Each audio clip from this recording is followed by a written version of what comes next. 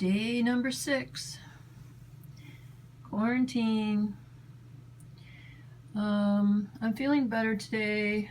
Did some sewing. This is, put some metallic threads in here. And this is the first time that I worked with this fabric, and I just thought maybe I wanted to jazz it up a little bit. But I like the way the outline has come out on the flowers. And then by the time I make this bag, it's probably going to be just really gorgeous. So today, this is the card for today. The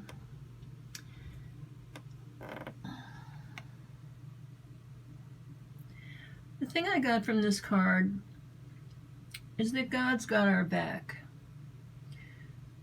You know, we are going to get through this. There's light coming through at the other side. And just keep focused on the positive and know that God has a plan. God's hand is in this. It could have been worse, and certain things have sort of been revealed to different people that have actually helped to make this a little less crazy than it probably could have been.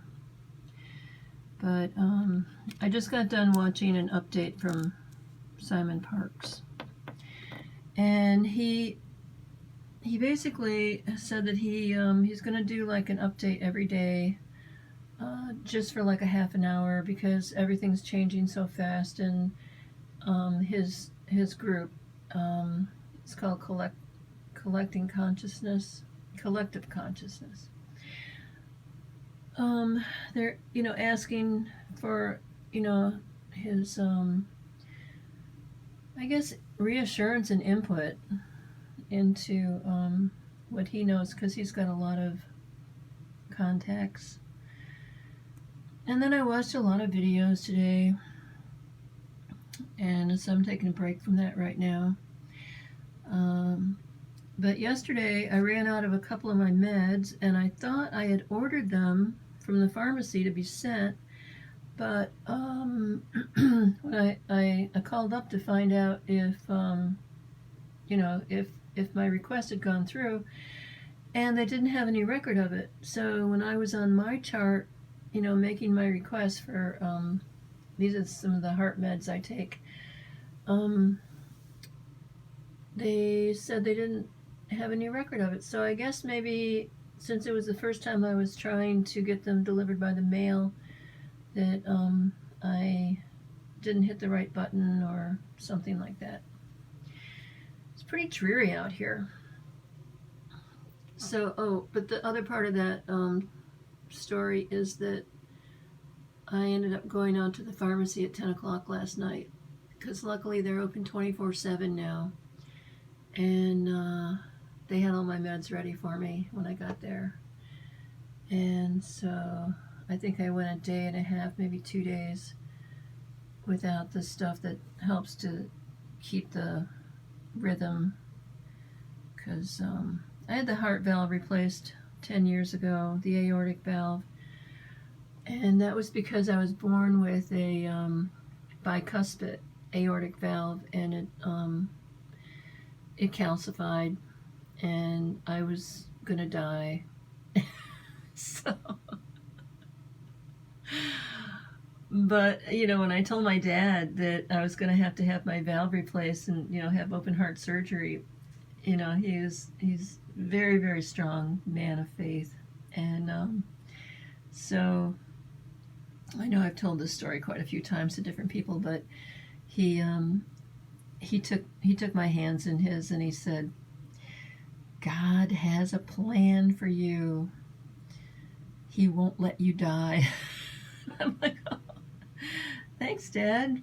Well, little did we know, the plan was that I was going to take care of him, my dad, so that he didn't have to go to a nursing home. But when I was taking care of him, I was well, I mean, anybody who's been a caregiver could tell you this. You don't know if you're going to be the one to die before the one you're taking care of is going to die, because it's so stressful. And it's just, I mean, you know, it was 24/7. He was in a wheelchair.